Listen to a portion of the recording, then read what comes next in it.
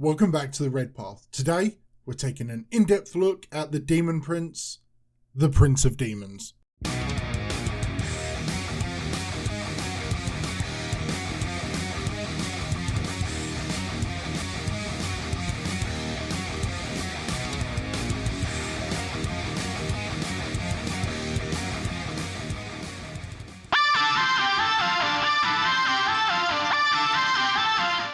To ascend to the unholy position of demonic royalty, a mortal must gain the favour of chaos, whether the more common patronage of an individual deity or the rarer acceptance as undivided.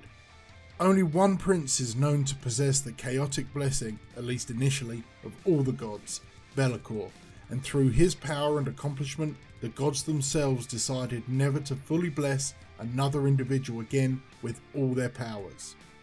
It remains to be seen what future would have beheld Horus had he succeeded in his heresy, or perhaps the gods are simply fickle, as the Despoiler is said to have the eye of each chaotic power, though he distrusts and denies them. The path to demonic princedom requires a mortal dedicating much of their life to following the tenets and methods of a particular alignment. For us, that is the Eightfold Path. Never-ending bloodshed and slaughter. To be anointed by Khorne is to become an unliving embodiment of unfathomable carnage. All known accounts of Khornate princes tell stories of decades, centuries, and millennia of war and brutal combat. Whilst all known princes are ascended from Astartes or human champions, it is entirely possible that other races who could honour the dark gods could also ascend. Perhaps it's just due to the innate link between the populous human race and the powers that no other has been honoured in this way, but there are canon accounts, although perhaps not entirely reliable, of orcs, Tau, Eldari, all succumbing to or at least being tempted by the lure of chaos.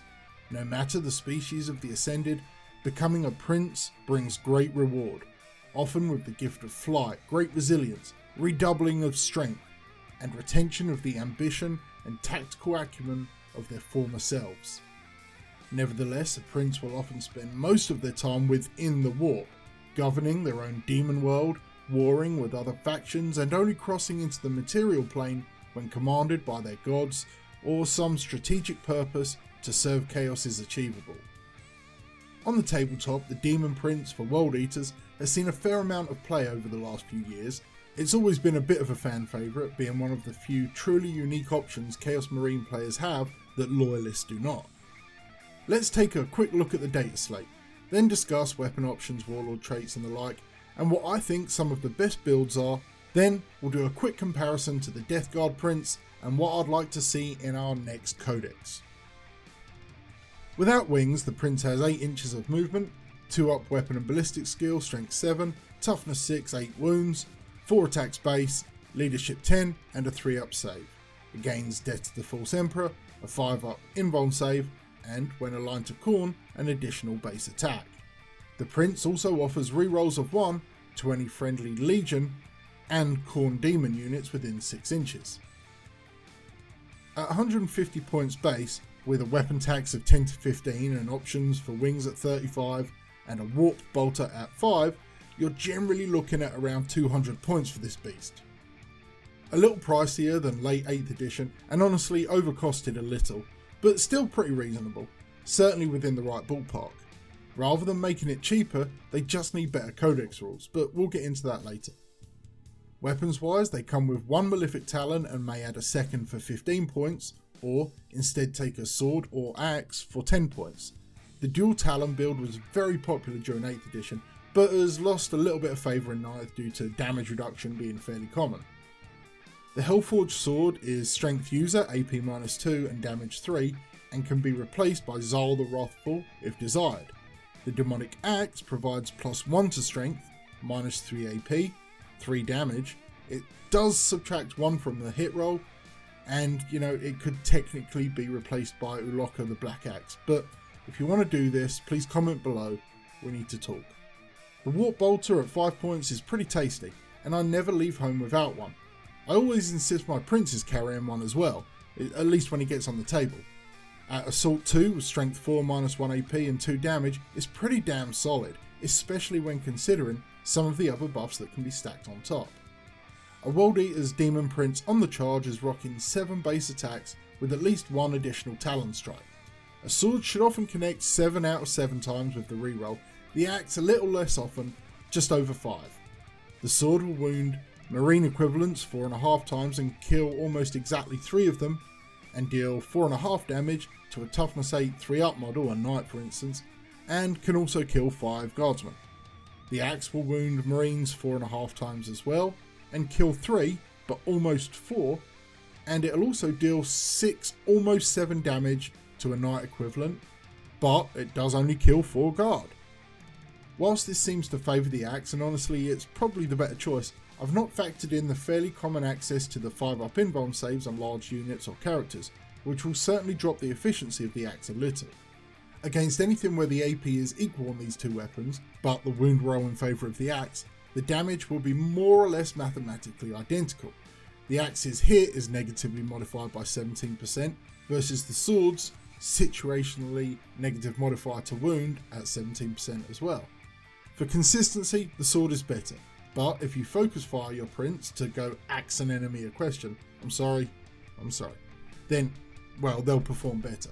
And talking of which, let's look at some of the best buffs available to enhance your chaotically infused, genetically modified murder beast. Starting with warlord traits, the best ones I can recommend are as follows. Violent Urgency grants you +1 to advance and charge within 6 inches, and is just generally great for world eaters. I hate it, but it's the right choice. Disciple of Khorne, especially with the axe, is very, very tasty, really beefing up the accuracy into very high levels against solid targets, being able to reroll all hits and wounds against characters and anything with more than 5 wounds.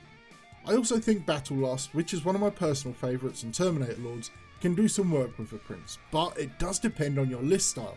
For me, it doesn't really work because that's not how I see my prince working, but if centre board defence is a role you'd consider, then definitely look at this one. It's also the only option we have available to boost our fight priority, so that's also something to consider. Relics wise, there's really only one choice, the Talisman of Burning Blood. I already did a video which pretty securely defines it as our best relic, but put onto a prince with wings and violent urgency, that's 12 plus 2 to 7 inches in the movement phase and an additional 3 to 13 in the charge phase, rerollable. If targets are available, that's a minimum move of 17 up to 32 inches.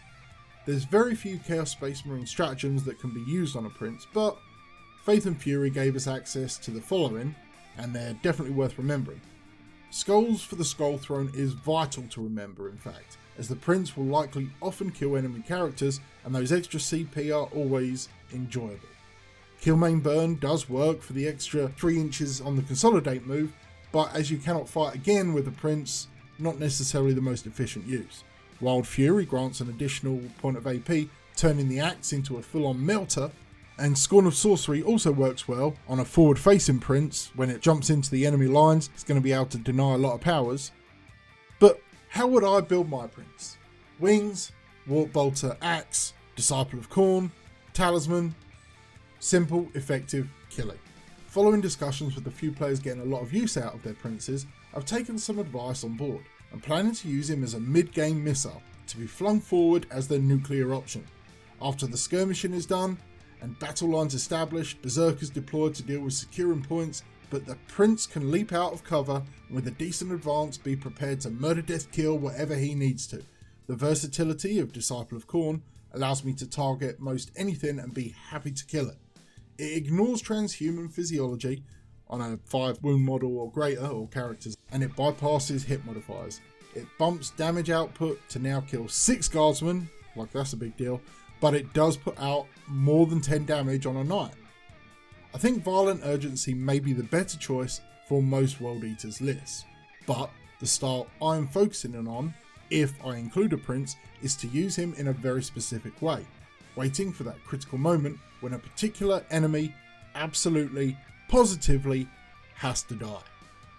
As for what I'd like to see with the new codex, well, we can gain a little insight from the Death Guard.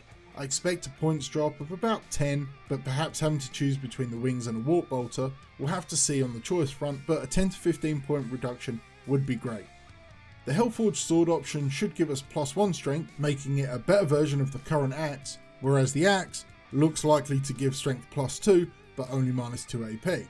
In general, I think the axe will remain the better option here, increasing that damage against toughness 8 units with invulnerable saves, but either option looks really solid. In addition, the talons don't cost anything again, but only offer 1 additional attack per talon, and reduce to -1 AP, really not optimal compared to the genuine choice between sword and axe. One of the biggest problems with our current Khorne Prince is that +1 attack does not in any way balance with access to psychic powers and a Deny the Witch. We will absolutely need more than that. At the very least, an inbuilt brass collar would make sense and be balanced.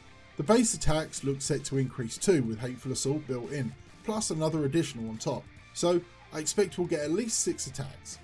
It depends on how our Legion trait and any Doctrine equivalent goes to see how powerfully we can enhance our princes into absolute blenders. I'd really like to see something brave from Games Workshop regarding the model line too. I really don't like the new prince and have the old metal model myself, with wings and second claw currently attached. One model I would love to see gain access to Khorne's army is Valkyria the Bloody, a legit Khorne Demon Prince or Princess with savage as fuck lore from the old world, and definitely due for a model upgrade, even though her current one is actually pretty dope. They could easily bring her in as a named Khorne Demon Princess that could ally into Khorne armies, and we definitely need easy access to more special characters, especially ones that shit on Slaanesh Demon Princes in their mortal form, let alone after Ascension. What would you like to see for Demon Princes in the new codex? Do you want a lawnmower that rips through chaff, a hulking beast that rips knights in two?